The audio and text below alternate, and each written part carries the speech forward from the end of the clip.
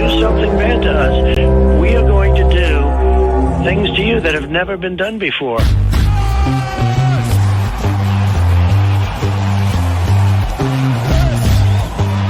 is what victory feels like. And this was no ordinary victory.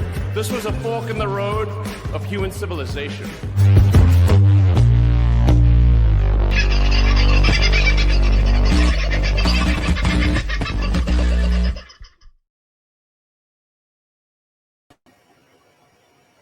Good afternoon, ladies and gentlemen. Oh, hang on.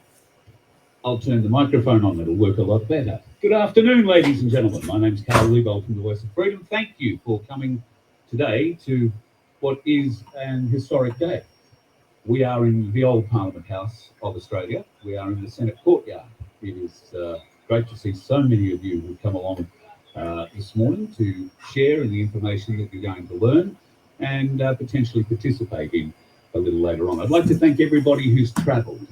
There have been a lot of people who have travelled. There are two blokes standing up the back here in blue t-shirts that drove from Bundaberg over, well, a night and a day to get here. I think there's somebody from Cairns who came down. We have people from South Australia, Victoria, New South Wales. This is an Australia-wide movement. So thank you to those of you who have taken the time and the expense to bring yourself here and be part of what will be a very historic day.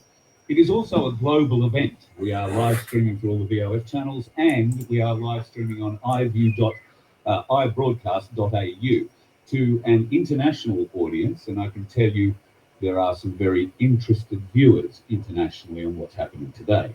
So why are we here? Well, the corruption whistleblower, as you are mostly aware, and if you haven't already done so, there are copies of the latest edition of the corruption whistleblower up near the front door.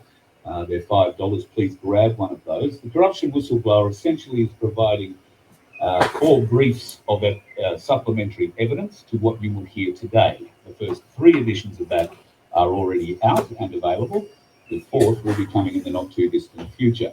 Now, one of the driving forces behind the corruption whistleblower newspaper and the online presence is a woman who is just a powerhouse in this movement. She's a 30-year veteran nurse. She's worked in general nursing and mental health, and what she doesn't know about the system isn't worth knowing. I would like you to put your hands together and make very welcome from the corruption whistleblower, Donna. Thank you. Thank you very much. And yes, thank you very much for coming, beautiful fellow Aussies who are here in the old Parliament House. Truth seekers and freedom fighters. We are the true defenders of the faith. And we gather here today at the Commonwealth Parliament House, our Parliament House, the Land and Soil Jurisdiction Parliament House. And we are here to make history today, and we are in the process of making history for this grand jury indictment process that you will be walked through today. So that very much the Australian government and officialdom, they stand accused of treason, major fraud, insurrection, child abduction and child trafficking, genocide and democide, perverting the course of justice, gaining financial advantage by deception, referendum fraud, taking false oaths, crimes against humanity, and malfeasance of office. The evidence has been compiled and it's clear, but the decision is up to you, the people, to make the decision. So we are sending a message to the dictators calling themselves the Australian government that we do not consent to a concealed dictatorship, to this unlawful rule of tyranny. The People's Grand Jury Indictment is a powerful, lawful response, and today we take a stand. So please relax and grasp what we are talking about. We've given you the participation forms and they are available online. Welcome everyone online. We thank you for joining us. Thank you for joining us all over Australia. And I hear from Texas and Virginia. Welcome to our American guests online. We welcome you. And we thank you, and we acknowledge that the USA is going ahead with great strides. Yes, we are very grateful for that. Now, some may ask, what is a grand jury? By definition, a grand jury is a body of men and women, typically just 23, brought together to examine the validity of the accusation before a trial. Outstandingly today, this grand jury can involve hundreds of you, thousands of you, online and everything. So you're all involved. So how many times we get a group of 23 will be how many grand jury indictments we will be able to create today, and therefore then send off to the International Criminal Court and other international jurisdictions. So all of you, you are the warriors. You are the warriors of this nation. You have come to take part in this, and the warriors online, we welcome you. So your distance might have been a little bit too far to come, but we see you, we hear you, and we thank you. And please download the forms online and fill them out.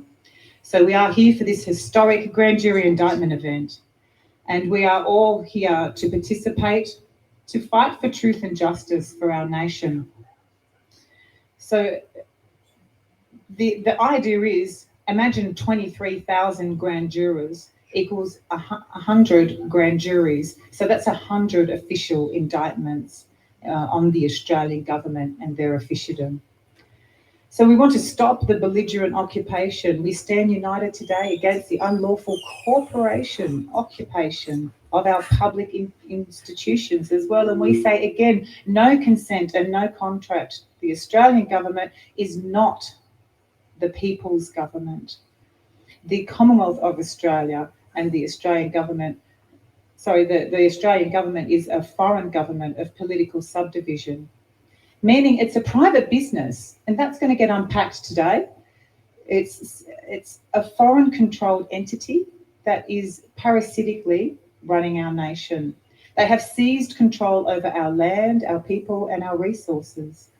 And this institution, with all these different institutions they've got control over, without our consent, and a lot of the times without our knowledge. So we do demand full accountability and full disclosure, and the return of lawful governance according to our Constitution, common law, and the will of the people. So help us, God. So today you are taking part in Australian history. You are the history makers. And we cannot allow and continue to allow the deception and the crimes against humanity that are going on. Look at the democide that has just happened from the injection, the excess deaths. We'll be covering all that today. And it's also covered in the corruption whistleblower number 2. So this is not just a speech or a gathering or a get-together or even a protest. This is the next level up. This is the lawful restoration of justice for the people, a lawful rebellion for the people and from the people. So the people's prosecution is now, we will be presenting evidence. But firstly, I would like to declare the People's Court now in session and open. So welcome everyone. Thank you. Yes. I will now read the administration of oath. So we are on now to the participation form. We'll start on the participation form, the grand jury indictment, file number GJI. And that's just the date after it, 08/02/2025. For who? For the Australian Government, Parliament, Judiciary and public officials for treason, fraud, democide and other crimes against humanity. So this is the lawful swearing in of you, the grand jurors. I will read through it. Administration of oaths. Members of the grand jury, you have volunteered to be grand jurors in accordance with the Commonwealth of Australia Constitution Act, common law and from the land and soil jurisdiction. These responsibilities placed upon you are solemn and significant. You are entrusted with the duty to fairly and impartially review evidence and determine whether probable cause exists to issue a formal indictment to the alleged defendants named in this form. There's 266 of them, and that's just for starters. And safeguard the principles of justice in this nation through the free and good faith participation with the grand jury indictment for the restoration of justice in a peaceful and safe manner. So this is your oath. This is the grand jury oath that you will be signing under. I do solemnly affirm that I will diligently and impartially inquire into all matters that come before this grand jury, according to the best of my knowledge and ability. I will uphold the principles of justice as all are equal before the law, ensuring that no individual is wrongly accused and that all evidence is fairly considered. I am of sound mind and reason and participate from free will in good faith to render my decisions based upon lawful due process regarding the evidence presented, and with my best judgment, free from bias, fear or favour. I will neither indict any person through malice nor fail to indict through undue influence or fear. I will faithfully discharge my duties as a grand juror and to the best of my ability, so help us God, so help me God, and under the penalty of perjury. So this is your oath. This is what we're here today, to resurrect that beautiful word justice, and we shall be doing that. So at the moment, please keep your forms handy, download them online. This is, like Carl said, an international, interstate event. And so I will now be introducing Peter Horton. He is the People's Prosecutor, and Peter Horton will be delivering the evidence today in full. And you can get a copy of the evidence if you haven't at the front, or download the evidence online. And also, like we said, there's a brief of evidence in the first, second, and third edition of the paper, and a lot more than just what we'll be presenting today. The evidence will take half an hour to 40 minutes to present. And then you can, if you feel that there is a need to indict the Australian government, then we shall press forward and run a vote and see what you all think, because it's back to the power of the people. So thank you very much. And I welcome now Peter Horton to present the evidence.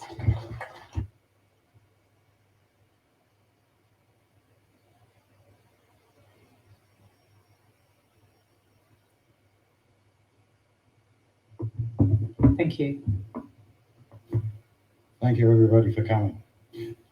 Just before we start, can I just double check that everybody's got a copy of this Annex A that they can see with their partner next to them? We didn't have enough to print for everybody, but as long as you can run through the form and see the evidence, everybody's got to be a witness to it. Is there anybody here that hasn't got access to it? Yeah. You want?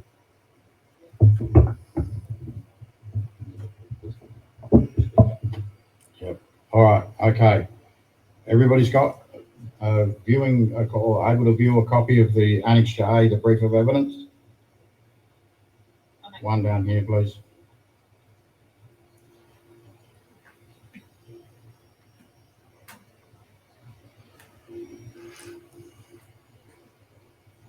Another one over there, Donna, please.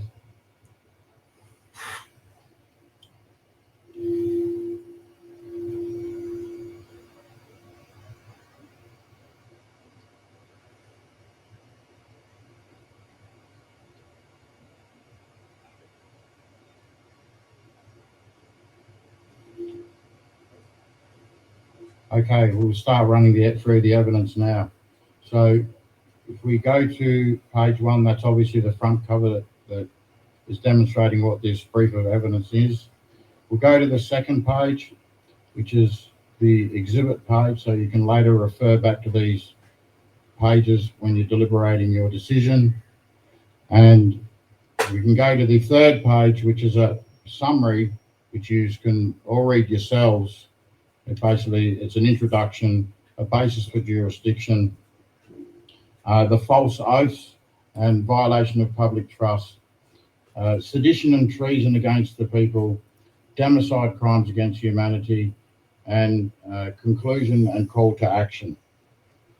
So we can proceed now to the fourth page. This page here is just for everybody to look at. Its supplementary evidence, but we'll be running today through the critical evidence, which we only have to prove probable cause to create the indictment. It's not a beyond reasonable doubt trial.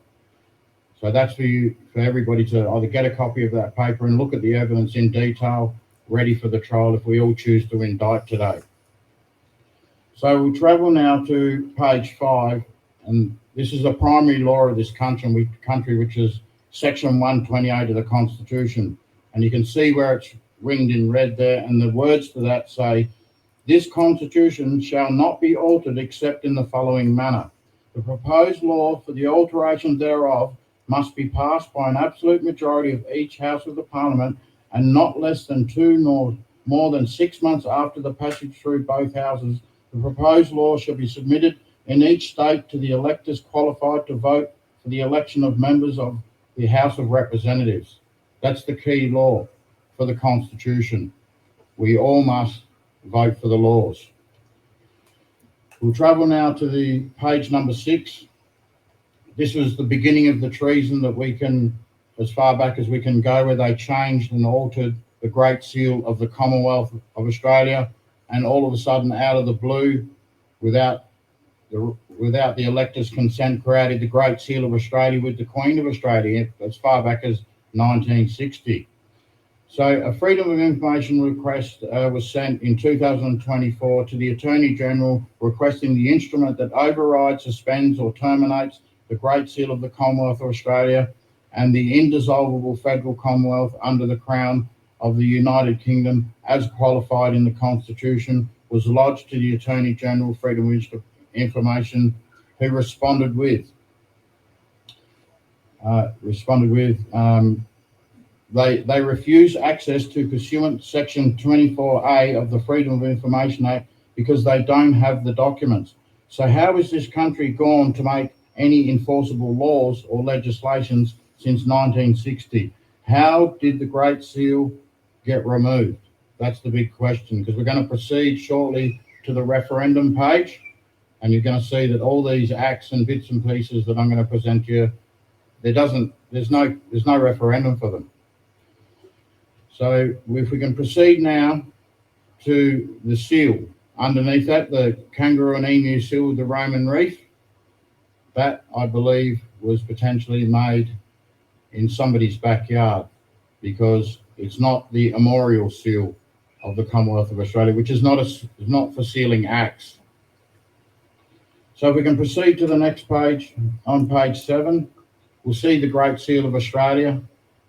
It was sent to the former Governor-General Quinton Bryce and asked if the seal shown above was the seal referred to in the commission given by Queen of Elizabeth II to Mrs. Quinton Bryce, to which the administration assistant from the Government House in Canberra replied that the seal as shown above is the same seal as the one that is on the Governor-General's commission. So further on, that seal was sent to the Garter King of Arms at the College of Arms in London, who was asked if the seal as shown above, which has been described as the Great Seal of Australia, is recognised in British law and can be used by the Queen of the United Kingdom, to which the Garter King of Arms of the College of Arms stated, the device submitted does not incorporate any royal arms.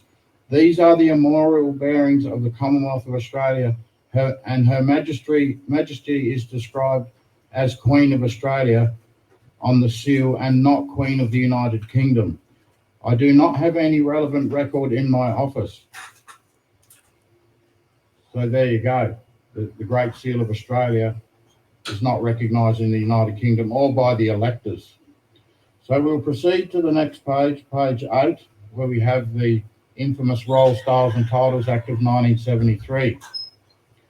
And I point down to where the red box is, And you can see it says, and whereas the government of Australia considers it desirable to propose to Her Majesty in the form of the Royal Styles and Titles Act to be used in relation to Australia and its territories, but it's not the government of the Commonwealth of Australia that's requesting that. It's not our government. So the word the Commonwealth's been removed. So we can go down a little bit further on page. It says, be it therefore enacted by the Queen, the Senate, and the House of Representatives of Australia. And once again, we have the word the Commonwealth removed. Now, for all of you that may or may not know what the Commonwealth means, but when you look it up, it means public welfare, general good. It's in the words Commonwealth. So once the Commonwealth words are removed, public welfare, general good is not there anymore for us. Maybe they're in minor forms, but it's not law. So we can travel to the next page, please, on page 9 of the evidence. And strangely enough, at the bottom of that page, you can see where it's in the red box. It says, note, see the important words crossed out. This means the words are not included in the contract and these were deliberately removed. So the words in the name of Her Majesty I assent to this act's been crossed out, and it appears to be crossed out by Paul Haslock. And then further in blue ink, which has been written on the page, it says, I assent this purported law. The word purported means appearing or stated to be true, though not necessarily so. Alleged, the purported marriage was void. So it's a purported law. And once again, when we move on to the referendum page, you'll see that there was no referendum, because we know when we look back at section 118 that all the proposed laws, especially the major ones, need to be put before the electors. So we can move now to page 10. So we've got the Queen of Australia fraud now because it's unelected and it hasn't been put before the electors. And the words, the Commonwealth, have been removed out of all the acts. So I've just asked the audio guys, are we ready to play the Queen of Australia video?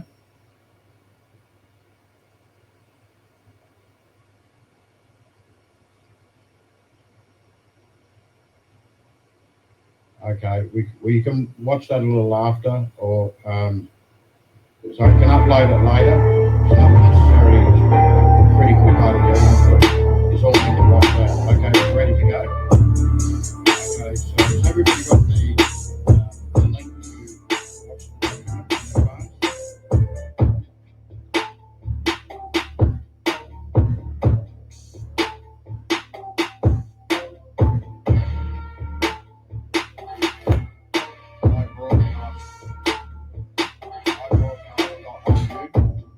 I'll let you upload that while I'm running through the evidence so you can watch that. Playing out live now. Okay then. Everybody can watch that. Audio.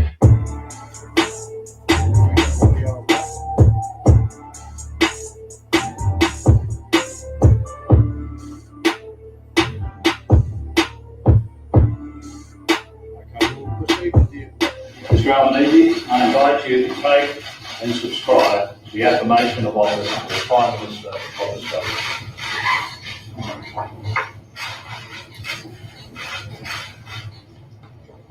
I, Anthony Norman Albanese, do solemnly and sincerely affirm and declare that I will well and truly serve the Commonwealth of Australia, her land and her people in the office of Prime Minister. I, Scott John Morrison, do swear that I will well and truly serve the people of Australia in the office of Prime Minister, and that I will be faithful and bear true allegiance to Her Majesty Queen Elizabeth II, Queen of Australia, so help me God. Mr. Turnbull, I invite you to take the oath of office as Prime Minister. I, Malcolm Blythe Turnbull, do swear that I will well and truly serve the people of Australia in the office of Prime Minister, and that I will be faithful and bear true allegiance to Her Majesty Queen Elizabeth II, the Queen of Australia, so help me God. Mr. Turnbull, I invite you to take the oath of office as I, Quentin Alice Louise Bryce, Governor-General of the Commonwealth of Australia, pursuant to Section 64 and 65 of the Constitution, hereby direct and appoint the Honourable Julia Eileen Gillard, MP, a member of the Federal Executive Council, to hold the office of Prime Minister and to administer the Department of the Prime Minister and Cabinet.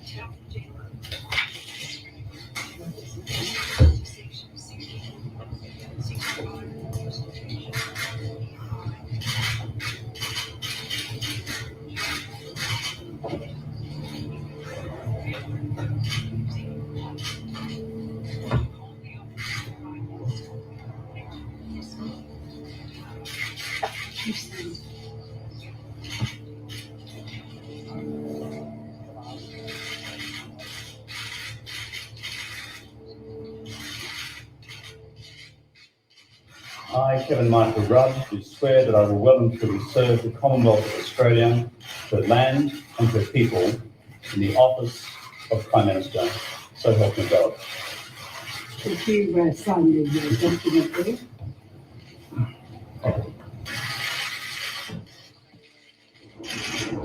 I, Anthony John Abbott, do swear that I will well and truly serve the people of Australia in the office of Prime Minister, and that I will be faithful and bear true allegiance to Her Majesty Queen Elizabeth II, Queen of Australia, so help me God.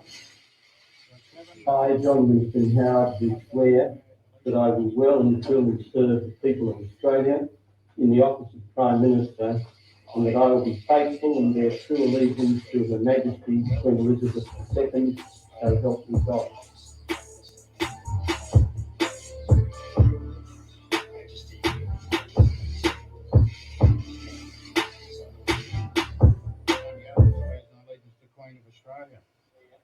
That I will well and truly serve the people of Australia in the office of Prime Minister, and that I will be faithful and bear true allegiance to Her Majesty Queen Elizabeth II, so help me God. But not according to law.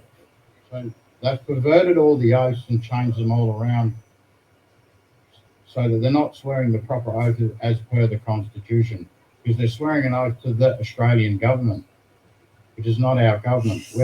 Our government is the government of the Commonwealth of Australia. So I'll now proceed to page 11 of the Exhibit A document of brief of evidence.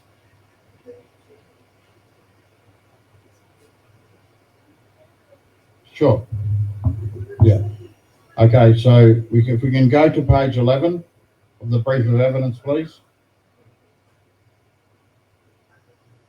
So this is the final report of the Constitutional Commission of 1988, Volume 2. And we have significant evidence in here. That's the front cover. If we can proceed to the next page, page 12. There's their signatures from the Constitutional Commission saying they're basically giving directions to the government of what they need to do. So we can proceed to page 13. This is the bill number 1. An act to alter the Commonwealth of Australia Constitution Act by omitting obsolete words so as to recognise the Queen of Australia. So this is in 1988. They're making bills for the electors to approve Queen of Australia, which wasn't done, because we're going to show you that in the referendum results further on down the presentation. So we can go down to the second line underlined in red. Be enacted by the Parliament of the Commonwealth of Australia with the approval of the electors as required by the Constitution. But there was no referendum, which we're going to see a little bit later. And if we go down to we can go down to section 2.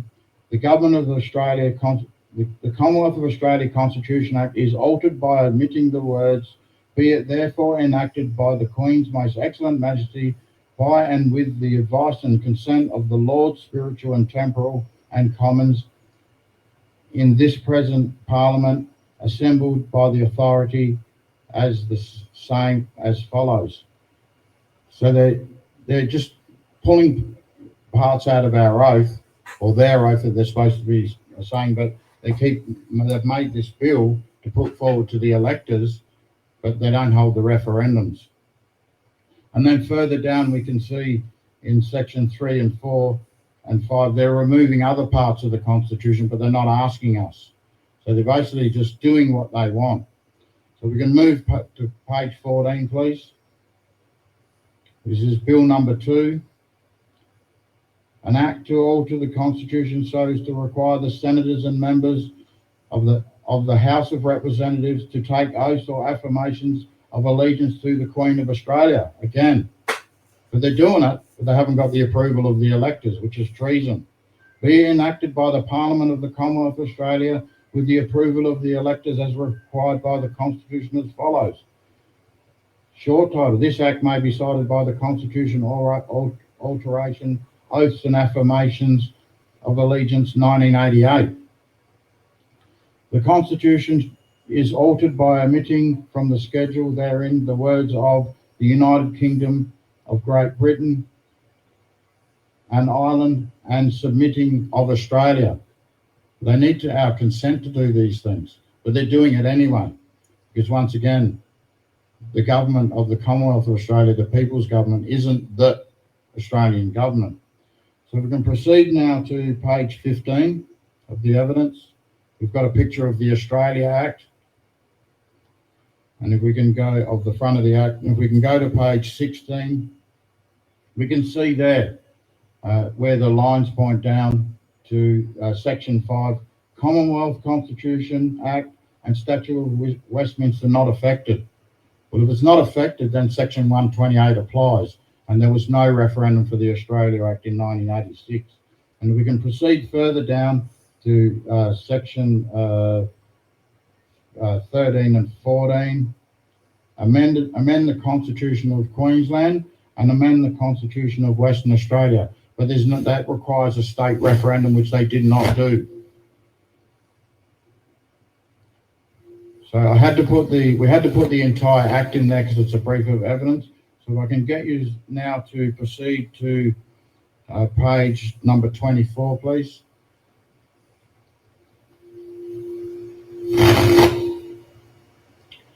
So we've got evidence on this page that the Australia Act is finished and unlawful. Once again, the Australia Act, one presentation of it's got the memorial bearings on it, but the memorial bearings aren't for sealing acts. Now, if we travel down to the bottom of that page, there's a Supreme Court case that was run in South Australia. And if we look at the transcript proceedings, and we can reflect on where the Australia Act has said the alteration of the Constitution of Queensland and Western Australia, but there was no referendum for it. So Justice Livesey in the Supreme Court it was myself on page 9 of the transcript there. If you can go down where it says Mr. Horton, it says, okay, so we can now know that the double entrenched referendums at a minimum of Western Australia and Queensland where it was omitted. That's because they used to beat me up in the courts down there in South Australia and try and say that South Australia didn't need a referendum because all the states had to approve it. So I found these acts in Western Australia and Queensland that were double entrenchment acts. So they had to do it. It was a statutory requirement. But here we've got him on the transcripts clearly saying that the referendums at a minimum, the double entrenchment referendums at a minimum of Western Australia and Queensland were omitted, and he says yes. So I say to him, so that means the Australia Act's finished, and he replies yes. So that means the Australia Act's finished, no referendum. So we're going to move on to the next page now, page number 25. This page here is their constitution, the Australian government's constitution, but it's not a constitution act. It's just a constitution. The tree's got a constitution. We've all got constitutions, but this is not a constitution act. But what is it? Encircled in red there, it's under the Australia Act. But the Australia Act's finished, as Justice Livesey had replied to me. And when we move forward, we'll see there's no referendum for these acts, nor Queen of Australia, not the Australia Act, and basically not anything that they're currently doing now. So even if they had a referendum for Australia Act, it wouldn't be valid because there's no Queen of Australia. They're finished from 1960 and 1973, more frauds, more treason, and then the Australia Act, more frauds and more treason. So we can travel now to page 26, please. We've got now the Australian government's registration in Washington, DC, but it's a play on words. It's registered as Commonwealth of Australia, not the government of the Commonwealth. It says Commonwealth of Australia. Could be anybody's Commonwealth. Could be the Freemasons' Commonwealth, and that's most likely what it is.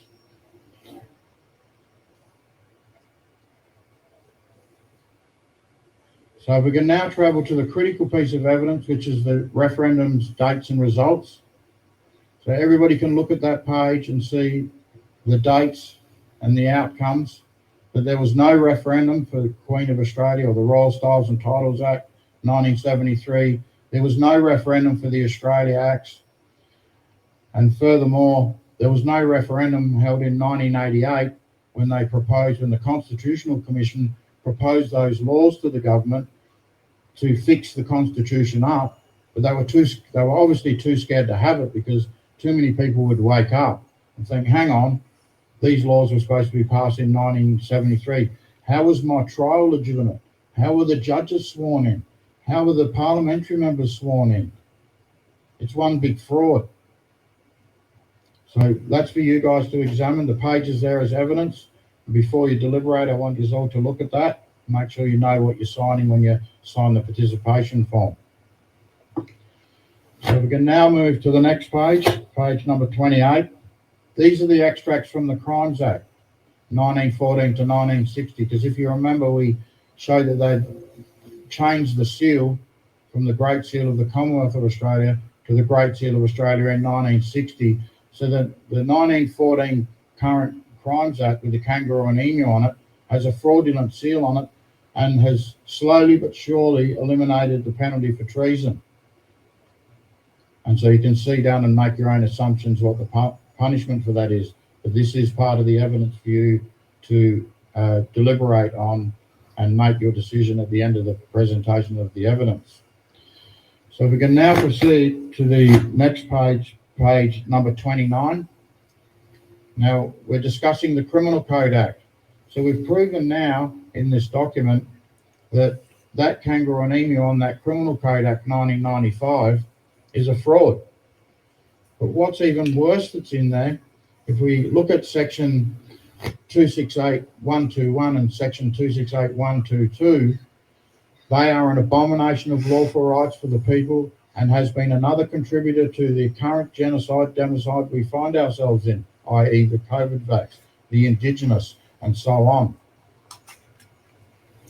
So section 268121 of the Criminal Code Act 1995 stipulates that the proceedings for the offences under Division 26H, which covers crimes against humanity, genocide and war crimes, cannot be commenced without written consent of the Attorney General.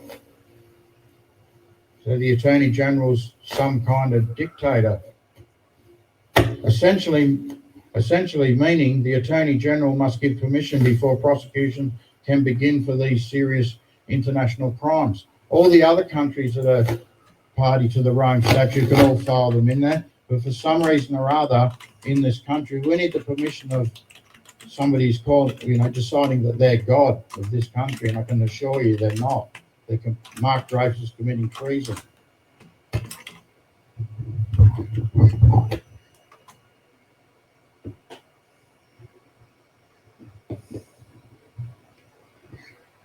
Thank you very much.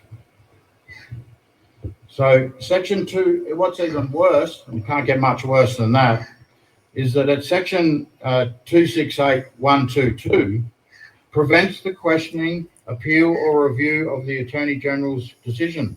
The Criminal Code Amendment Genocide Crimes Act, Crimes Against Humanity and War Crimes Bill 2024 proposes to repeal section 268122. So what we're going to do today, what we're proposing today is, once we get this indictment underway and we have enough participants, we'll be filing this into the International Criminal Court to say that Mark Dreyfus, the Attorney General, has no standing because he's actually charged. The seal's fraudulent, and section 268121 and 122 is an abhorrent law. How does he get to veto and block what we are saying are crimes against humanity in this country? And there has been many of them. So I now start to wind up the evidence, and we invite you all to watch the video Australian Witness Statements, a full documentary about the COVID. Some of you have probably already seen it. But that video on its own, if you're not happy or it's not your will after I've just presented these facts to you, the referendum frauds, the Queen of Australia fraud, the Queen of Australia false oaths by the Prime Ministers, the Fraudulent Australia Act, then you can watch this witness statement, which is enough to send them to the International Criminal Court for crimes against humanity, treason, dishonestly dealing in documents, and the list goes on. So just before I finish up on the evidence, I'd like to actually draw you back to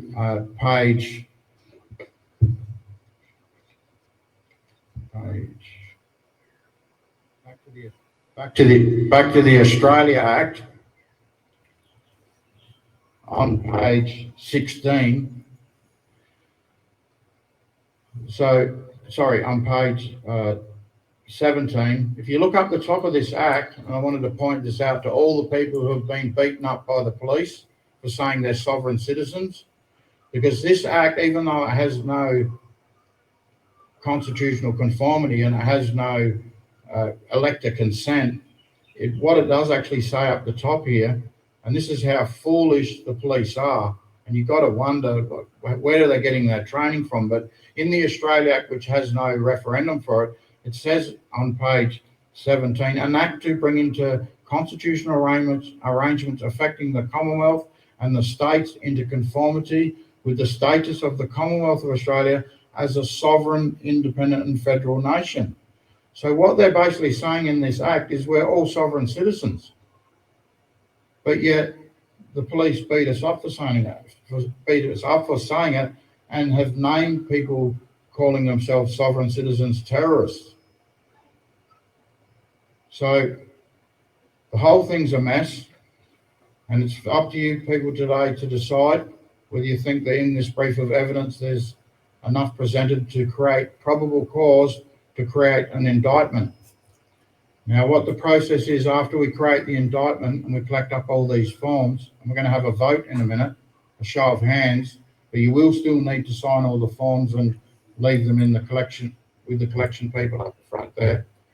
The process is we'll be collecting all these together, writing them all their indictments, serving every single one of them personally, and then once that's done, we will announce a date for a public trial under the People's Court seal. Because the reason that seal was created, because it's the people's seal, because their seals are all fraudulent. They're corporations in our courts. There's no justice period in these courts, as we all know. And as I think most Australians know, the only ones that don't know it are the ones that haven't been in the court system.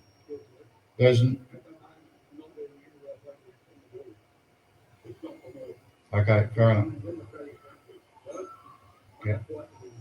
All right, no worries. I'll talk to you afterwards about that, but thank you very much for letting us know. So today it's up to you to decide whether to indict or not indict by signing the forms.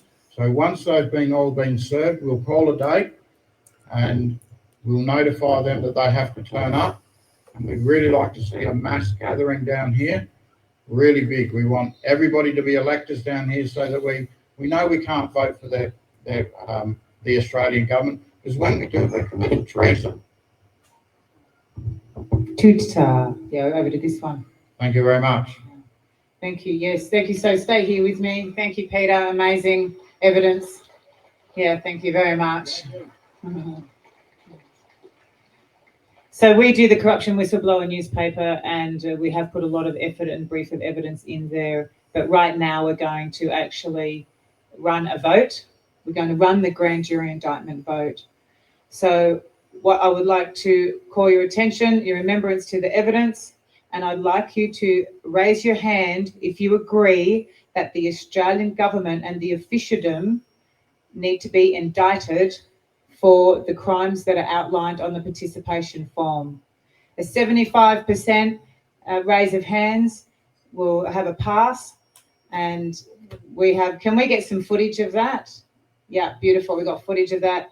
I would say it would be unanimous vote of creating an indictment to put on trial the Australian government and the officialdom as outlined on our participation form, file number GJI 0802205. Thank you very much. The indictment has been created. History has been made. History is in the making. This is a message to the Australian government. The Australian people, the people of Terra Australis, are awake, know what you're doing. We know what you're doing, and you are now being indicted, and you will hear from us, and you will receive your summons and serve these documents. Thank you, everyone, for that. Beautiful. I just want to ask, is there anyone against the indictment? Anyone say no? Oh, nobody. Nobody. Nobody. Shock horror. Nobody. Anyhow, we thank you very much for that. And I'll hand the mic back over to the wonderful Carl from the Voice of Freedom. Thank you, everyone, very much. You did great. You did great. Thank you, everybody. I got to tell you, folks, I've got goosebumps listening to that cheer as it went up after that vote. So thank you very much for your participation in that. And, well, we've got a lot more coming, so stay tuned. Now, before we wrap up proceedings today, I'd like to introduce a lady to you that I had the pleasure of meeting a couple of years ago. My knowledge of First Nations people is lacking and still lacking, but the knowledge that I do have is in great part being gleaned from this wonderful lady that I'm about to introduce you to. She is an elder of this country, Ngunnawal land, that we are currently standing on. Some people who claim to be referenced to that Ngunnawal land don't recognise this wonderful woman, and she is a powerhouse in her own movement. Would you put your hands together for Auntie Glenda, please? Thank you, Carl. Beautiful. You know, I got really emotional this morning because I didn't even know I was going to come and be standing here having a few words. Woohoo! But I want to start off with saying that my name is Glenda Merritt. They call me Auntie Glenda, and I'm a Ngunnawal elder. But I won't be doing no welcomes because it's all our country. We are united under God. He says, Mother Earth takes care of us, motherland. So I want to say it 3 times. I want you to repeat after me. Save our children! Save our children! Save our children! Our country is a crime scene. I am an advocate and defender for human rights. This week, February the 13th, marks the 17th anniversary of the National Apology for Stolen Generations. I want to talk about personal stories, not government. It's got to be real now. We've got to start talking about the real stories. So the real story, I'm really sort of emotional because I've got lots of family stories to tell. So my stepfather was taken away from a very young child, 4 years old. And you can check this out on YouTube, and his name is Cecil Dixon with a Dickson. Hashtag 41. He was known by a number, not his name, in this Kinchilla Boys Home. So please watch the video because you listen to him, his story. I can't tell his story. And you'll see my beautiful mum in that video too at the end. God bless her because she's passed away. So my next story is, I have a death certificate here. And the death certificate is of the 21st of June 1959. It's got my parents' name on it.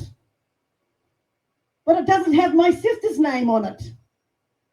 Before Mum passed away, I said, "Where's Millie, Mum? Where's she buried?" Mum said, "They didn't give her back in 1959. I said, what the hell are you talking about? She goes, "She was full term. Mum said she heard her cry, but back in those days, they just take the baby away. They awarded the state. The birth certificate says awarded the state. They can do damn well what they want with our children. And they're still doing it today." So I was frantic. I ran up to the hospital. I mean, this is after Mum passed away, bless her, which is in 2017. I went to the hospital. I walked in. I said, "I want to see the records of my sister." They had one bit of paper with my parents' name on it and not even my sister's name. I said, "My parents gave her a name. Her name is Mildred. Millie, why is her name not on this document?" They could not answer me. I ran down to births, deaths and marriages and I asked them for the death certificate. At the time, they said they couldn't find any information. There was no record. I ran back up to the hospital. I was in tears and I asked them, "What did you do with the babies back in those days?" Because it was only young people working there, they had no idea what I was talking about. But they went and spoke to the most senior nurse, and she said, back in those days, they didn't give them back to the parents. What a load of bullshit. They've stolen my sister. Where is she? Could she be still alive? What have they done with her? I want answers from the government. This is just one of many stories. They told me something disgusting. I can't even repeat it standing here today, what they would have done to her. You know, for respect for her, I won't say, but it's going to come to light because everyone's going to find out soon what they've been doing with our children. Everyone, worldwide. Here's another story about my sister, my older sister. This is in 2017. Woden Valley Hospital. My sister was sick. She was in Sydney with me. I was nurturing her and she goes, "I've got an appointment back at Woden Hospital." I said, "Do you really want to go?" Because it's her choice. She goes, "Yeah, I'll go down. It's just a procedure." So I took her back to Woden Hospital. In that week, there was 3 fires. Just Google Woden Hospital fires, 6th of April 2017. This is the scene. There was the last fire and they were evacuating all the patients from Woden Hospital. My sister was in oncology. She had her own private room. Everything was in darkness. And ambulances are coming and they're taking all the patients back to other hospitals. We were the last to leave. It was in darkness, all in shutdown. I thought, what the hell is going on? I thought, I've got to go and find out, sis. Anyhow, obviously she was medicated out to it. And I'm walking through this Woden Hospital looking for someone to come and save my sister. There was a doctor walking towards me, goes, "How did you get in here?" I said, "I was here all day with my sister." I said, "No one's coming to save her."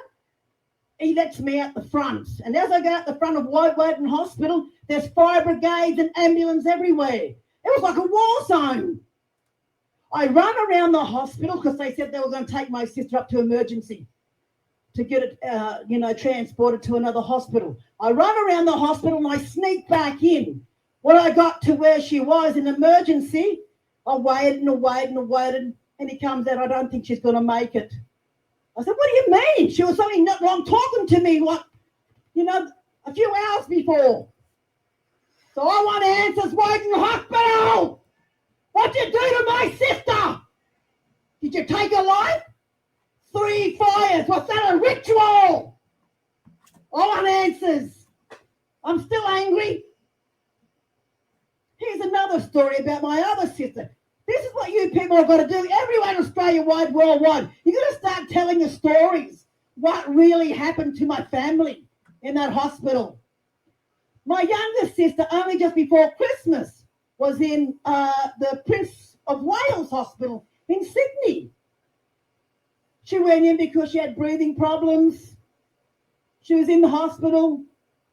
And obviously, the doctors got her family, they hushed them off into another room. And they told her family, your mum's not going to make it. She's really sick, she's not going to make it. And they were all upset. And they run back to the room and they're surrounding her bed, upset. She goes, what's the matter with you? And they told her what the doctor said. And that actually scared the hell out of her. Thank God she's pulled those cords out. Rings me up. I go up there and I had all the legal documents to sign her out. And they would not let her, sign herself out. Luckily, I had the documents to prove you can't hold her. She's got a voice. I said, Suzanne, do you want to stay here or go home? She goes, I'm going home. They told me I'm going to die. Now, what's going on there? She's still alive today. You've got to start asking these questions. What's going on? It's just absolutely disgraceful. It's genocide, all right. And it's just like, let's talk about the COVID for Northern Territory. Well, it's absolutely shocking. They were paying our Aboriginal people $500 each to get the vaccines. I asked a person a few weeks ago, is there any records about where these pictures, a lot of them are passed away. That's just, from third-hand information. But seriously, they were sending up body bags. And we're trying to find the source who ordered these body bags. We're still trying to find the source who ordered these body bags for our people and community. You got to ask the question, Even our Aboriginal people deaths in custody, there's 500 deaths in custody. 500, there's no arrests, no accountability. You've got to keep asking these questions. Why? And they like to keep us at a low energy vibration. They like to keep us in trauma. And this is where the voice is really important. Everyone's got to get up and tell their story. Be brave. You've got to do it because obviously, the only way we're going to beat this satanic system is to beat it with everybody's story. I'm sure, people in the crowd here could have their own personal stories. You got to make sure you put it out to the universe. That's how we're going to beat them, through God, through the universe. Our country's a crime scene. Even my hometown, Yass, growing up, we're always talking about, children's secret graves. That's another story. It's absolutely shocking. So use your voice, tell your stories, and be brave, and don't give up. Because this is only the beginning. We are in control now. I'm a light worker. I'm a truth warrior. And I won't stop talking anymore. I'm only just going to get louder. Thank you. Thank you, Auntie Glenda. I just want to thank you for her personal testimonies today. That's some deep stuff, and just 3 stories, but there are so many more that will be told as we move forward into this. We're moving towards the end of the formal proceedings here today, but before we do get to the end, there is another very important section of information that you all need to be aware of. And I'm going to introduce Donna back to the stage along with Franco, a man who will be known to many of you, and they will take you through the People's Court Grand Community Orders. Now, if you don't have a copy of these here, or if you'd like a copy of any of the documents you've seen today, you can go to vofhq.com and download these documents right now. It's important that you do download them and understand what they mean. And, well, the community orders, I'll hand it over to Donna and Franco, and you can find out what this is about. Thank you so much, and thank you so much for everyone who's been here today and spoken. So today we're running through the community orders, which is your voice, which are pertinent issues in our community. I want to say hello to Mondays and Maggies. Rocco, one more, come on. That's it, brother. I want to thank everyone that's rocked up. I'll tell you what, this is a privilege for me today. It really is, and it's quite an emotional bearing to think we're in Parliament House. Just take that on board, you know. So anyway, I'll give it back to Donna, and we'll keep it going, eh? It is ours. Okay, so this is the following community. Thank you. The following community orders are presented today for your consideration, and if you wish for, if it be your will, wish, and instruction to put into effect these community orders, and your option as well is to cross out anything that you don't agree with, send it through to info@corruptionwhistleblower.com or post an original off to CWB PO Box 577 Goulburn 2580. Otherwise, leave them here with us for the people who are here today. You can download these forms from ibroadcast.au, the VOF HQ, and they'll be on corruptionwhistleblower.com as well. So this is the final notice. Community orders presentation and approval by the people and enforcement for the people. So this is the People's Court representing we the people and the protectors of common law and the Commonwealth Constitution of Australia, and with the Corruption Whistleblower newspaper.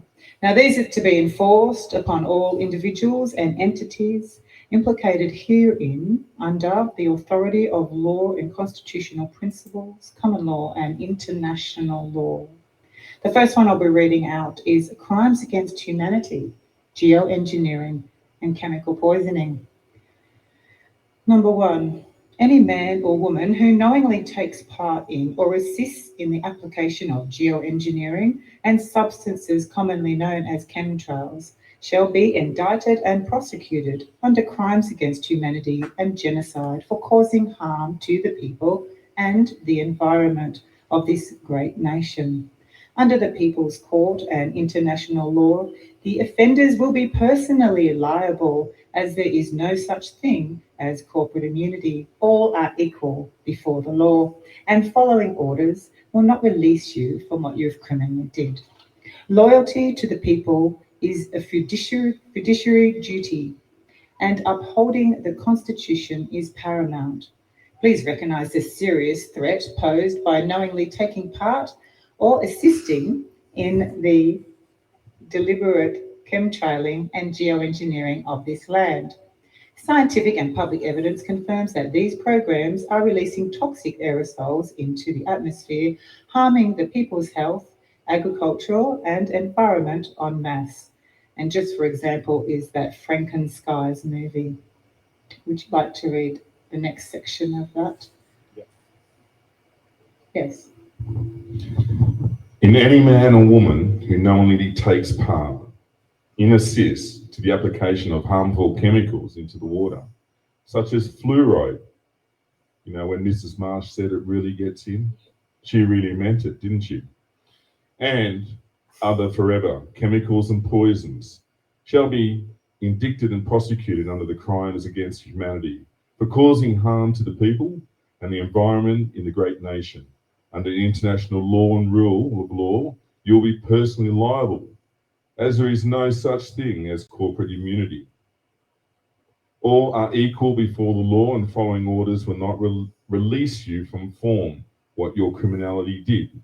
Thus, the people who deliberately partake in the contamination of water supplies, whether through an addition of harmful chemicals such as fluoride or other pollutants into domestic and agricultural water systems, constitutes a direct attack on the people's health and causes harm to the entire ecosystem. The Water Management Chief Executive Officer, man or woman, will knowingly facilitate or approve these actions shall be indicted and prosecuted for the crimes against humanity. Thank you. Secret societies and harmful oaths. Now, I actually question Malcolm Roberts and Craig Kelly whether they're all part of one. Now, Malcolm Roberts vehemently denied it, and Kelly waited for a few more questions and said, "Judge me for what I have done." So what has he done? Okay. Anyone who knowingly takes part in or helps enforce false oaths, secret society oaths, or any fraudulent oaths that go against the Commonwealth of Australian Constitution Act 1901 and put private interests above the people is acting unlawfully. Groups like Freemasonry, the corporate Australian government, and the other oath-bound organisations that demand secrecy and require members to act against the public's best interest. Constitutional law, natural justice, and engaging in the conspiracy of per verbis, course of justice. Any individual found to be engaging in harmful, subversive, or conspiratorial activities through such societies may face indictments and prosecution for crimes against humanity and other certain sectors breaching fiduciary duties. One of my favourite words lately. Yes. The F word. The F word. Yes. And the health sector, this is number 3. Health sector, big pharmaceutical corporations, bioweapon engineering. Any man or woman who knowingly takes part in or assists with the development, authorization, and distribution of mRNA-based bioweapons or experimental medical procedures that have resulted in harm, death, or long-term adverse effects will be indicted and may be prosecuted under crimes against humanity for items such as democide, mass harm, and medical negligence. Let it be known that forced medical interventions, coercive mandates, and profiteering at the expense of all of the people's health are violations of international human rights and laws. And the health and well-being of the people must never be compromised for profit, political control, or covert agendas. And we have this absolutely brilliant video, the witness statement video, Australia's witness statement it's called.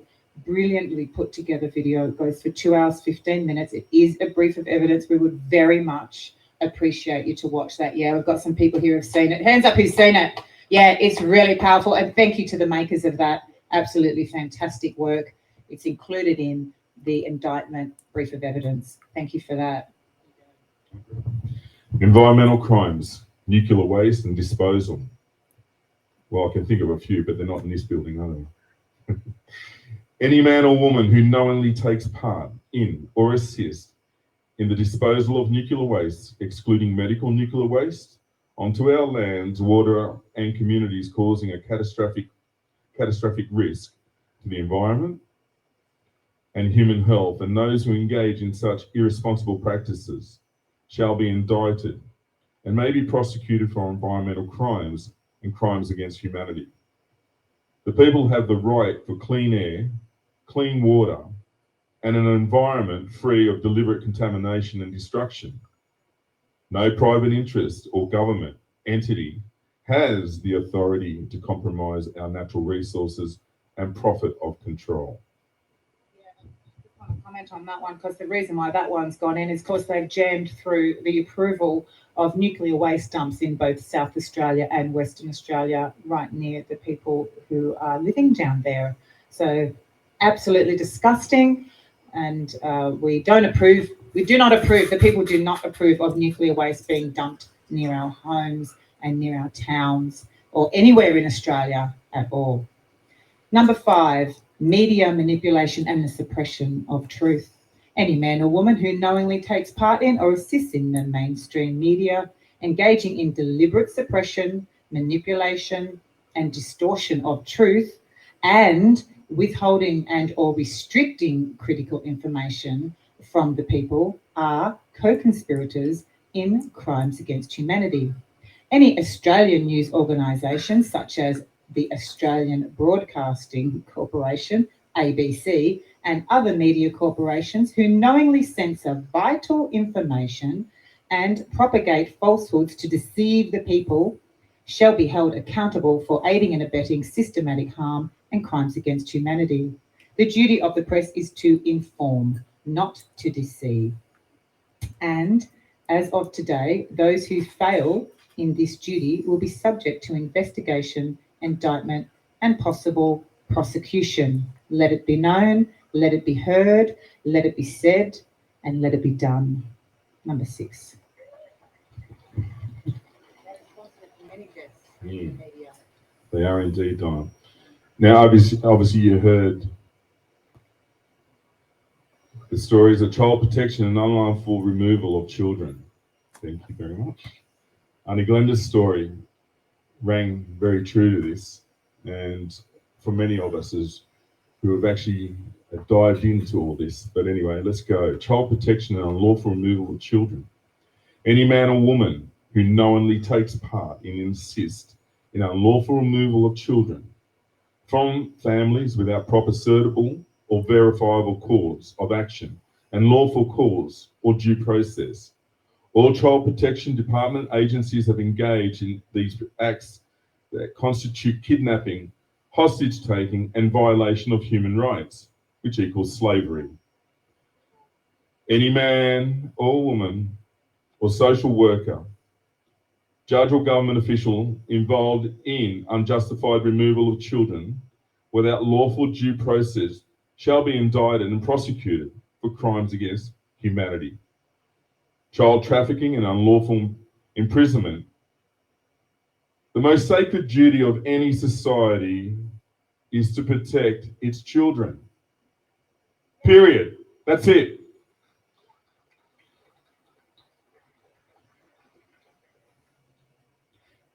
Yet currently, institutions under the guise of child protection departments and its workplace contractors and employees are knowingly taking part in child trafficking and crimes against humanity in this crime.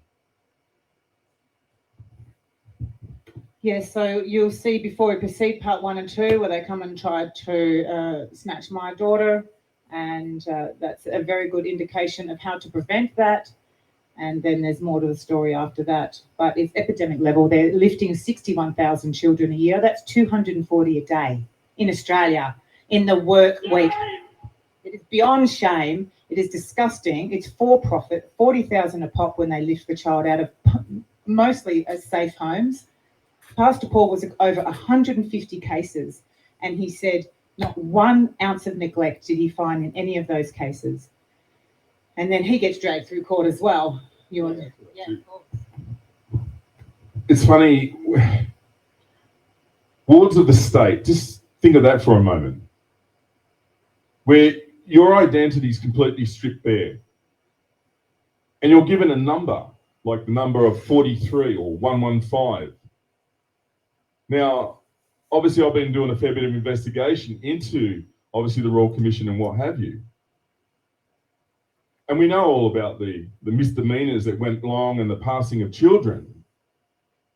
But they were using our kids as lab rats. Let that sink in.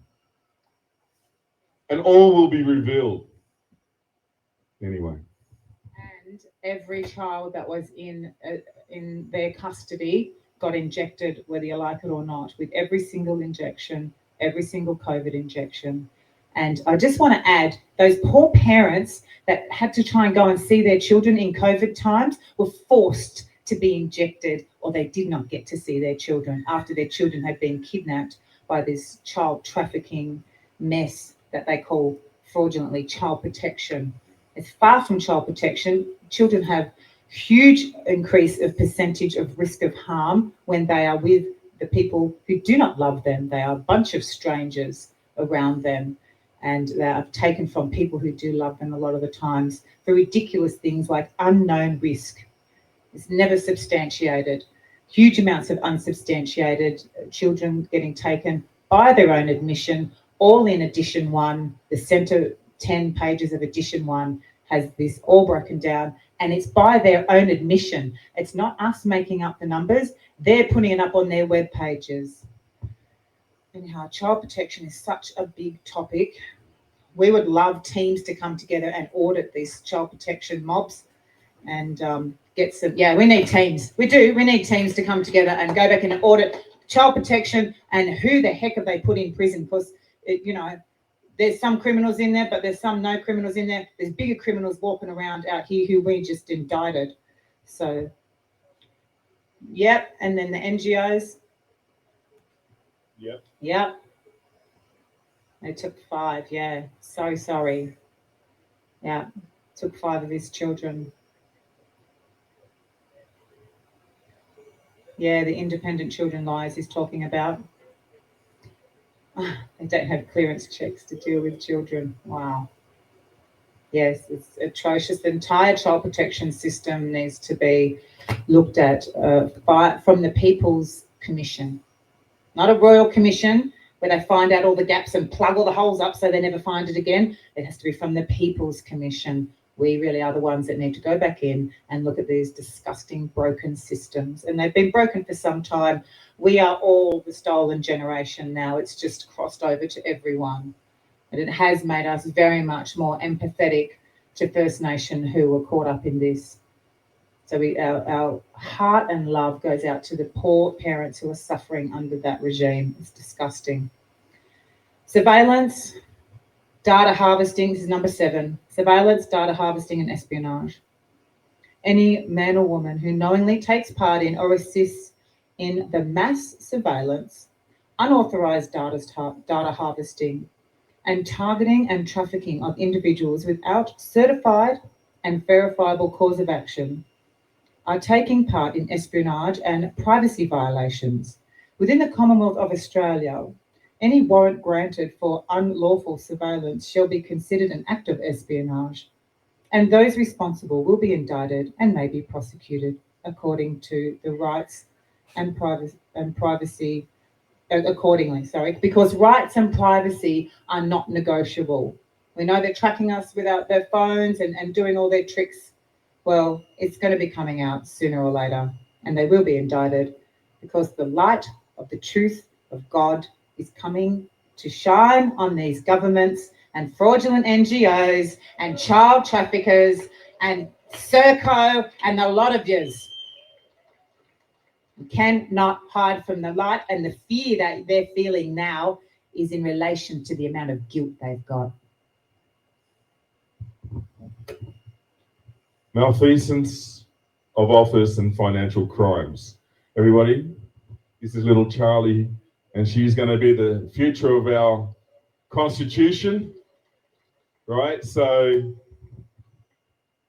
any man or woman who knowingly takes part in or assists in the malfeasance, abuse of power, financial fraud, or obtaining financial gain through deception will be indicted and prosecuted under the international law, common law, under rule of law for fraud causing harm, the misuse of public funds, bribery, and international misinterpretation in office are offences that must be met with full force of lawful justice. And I think we can all agree with that. Yeah. So the call to action today is to be familiar, get familiar with the community orders. Today, the people reclaim your voice and speak, and the community orders are to be of immediate effect. All corporate persons, men and women, violating these principles and these orders shall be held accountable before the People's Court, international criminal courts, and in God's sight. You're held accountable, can't hide. Let this be the beginning of a new era, one of truth, justice, and restoration and transparency.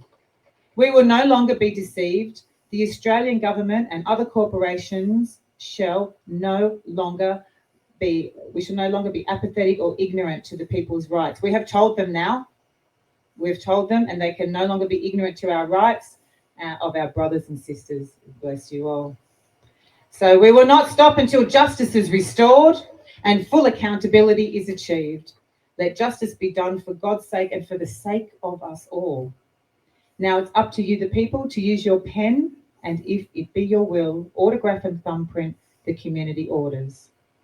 So that is the end of the community orders. If you'd like to. Yeah, I've got one thing that I'd like to say. Can the boys that do Government House in Canberra come to the front? All of you, come to the front. I want to acknowledge you guys. Yeah, absolutely. All you guys that go to Government House in Canberra, come to the front. Yeah. Well, anyway, the ones that are on the lawn anyway. And the girls, I do apologise. Can we give these guys a round of applause, please? They deserve it. Yeah. Well done. Thank you. Thank you. Yep. Thanks once again. Thank you. Thank you. Just take a seat and we'll do some closing summaries. Appreciate that. You can stay here for some refreshments or you can go to the barbecue. So this is the people's grand jury and operates under the humble blessing of Almighty God, Supreme Authority, the Constitution of the Commonwealth of Australia, and we the people. The basis of this indictment has been founded in constitutional law and historical evidence and international lawful principles. In summary, these indictments and the documents and the preceding forms the foundation. This all forms the foundation of the indictment, what you've all done today. Thank you very much. Section 128, the Constitution, the process of the referendum consent via the electors, and from the evidence presented, it has been breached. You've said that. Royal Stars and Titles Act, 1973, the fraudulent alterations of governance and governance structures without lawful referendum. You've said, yes, that's true. The Australia Act, 1986, the Queen of Australia, a legal severance of the constitutional ties of the United Kingdom without electors, you're the electors, without your consent. Referendum dates and results demonstrating missing referendums. Visual evidence. You've got the video that you can watch. The video is compiled of the Prime Minister swearing unlawful oaths to the fictitious Queen of Australia and not the Commonwealth Constitution. And then we've just gone through everything. So number one, unlawful governance and high treason. The installation of a corporate government outside the lawful constitutional framework. This is what's happened. This is what you've just voted on. A fraudulent Queen of Australia with her oaths in violation of the Constitution Act 1900. And the removal of the lawful crown without referendum, nullifying all government authority thereafter. So how are they putting the people in jail where they really have no authority? The judiciary, it might as well be McDonald's sitting up there, just a bunch of corporate.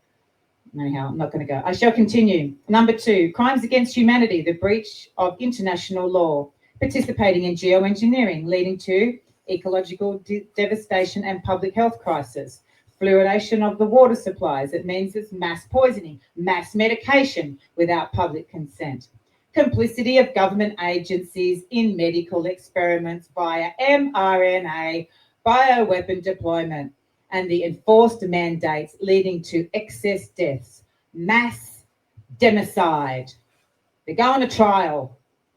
The systematic abduction and trafficking of children by the child protection agencies operating without lawful jurisdiction and increasing the level of risk of harm dramatically when the children are unlawfully removed from their homes and taken into these institutions. The use of psychological warfare, censorship and media manipulation to silence the truth and overall dissent. Media manipulation, economic fraud and high-level corruption. The installation of the 1966 financial agreement, unlawfully centralising economic control. That's what, we crossed over from imperial to metric. They changed us out of the pound, which was backed by in-ground assets, to a fiat currency without referendum consent. The illegitimate application of Canon Law 2057 to enforce debt slavery over free people. failure of public officers to disclose dual citizenship, violating sovereign national integrity. The will of the people, indictments and the summons. Now, the people, as the jurors, the grand jury, have determined that the evidence presented established probable cause, when the people shall now exercise their rightful power to indict the named individuals on the participation form and issue summons for trial in the next few months. Every juror, they will be officially served these papers. Every juror will have the opportunity to formally sign the people's indictment affirming their decision. That's your participation form. The indicted individuals shall be served their lawful summons and be required to stand trial. Thank you very much. Today marks the beginning of a new era where justice is not dictated by corrupt institutions, but is restored through the power of the people. Hear, hear. Hear, hear. Those who have betrayed the trust of the people, those who have acted in contempt of our Constitution and our natural rights and God-given rights, will face the consequence of their action. The People's Court does not act out of vengeance, but out of necessity to restore justice, integrity, and lawful governance to this nation. Let it be known that the grand jury of living men and women does hereby find probable cause to indict those named in the grand jury and the participating form, and that justice may be served. May the People's Court bring light to the darkness, and may we all be blessed as we go along our way. And I thank you deeply with all my heart for you all attending and taking part in this fantastic event. And I thank the people that helped put it on and key contributors to it. We are not controlled by anyone. We are the ones who put on the event. We're the top of the line. There's no one above us except God himself. So this is how the people come together. Thank you very much. And may you travel safe. Stay for some refreshments or go and enjoy the barbecue. The weather has done well for us. And I thank you all very much. And thank you for our wonderful AV team. And loving to you all online. Mwah, mwah. Thank you very much. Yeah, you got a question? Yeah.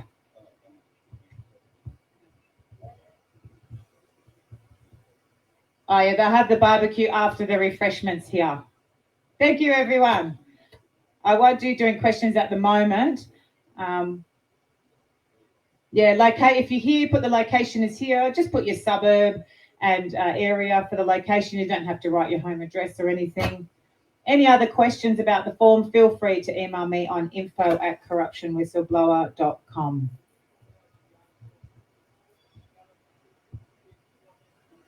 Thank you very much.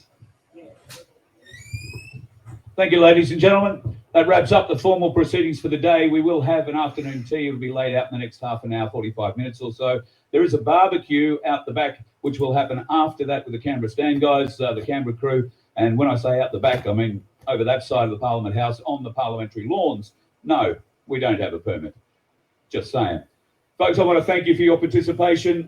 Thank you for caring enough to travel great distances or short. And I just want to let the members of the current illegal government know that we are here. We, the people, have spoken. And I'm going to take a word from Auntie Glenda. Hear us! Shame! Shame! Shame! We are coming! We, the people, are coming! Thank you for your...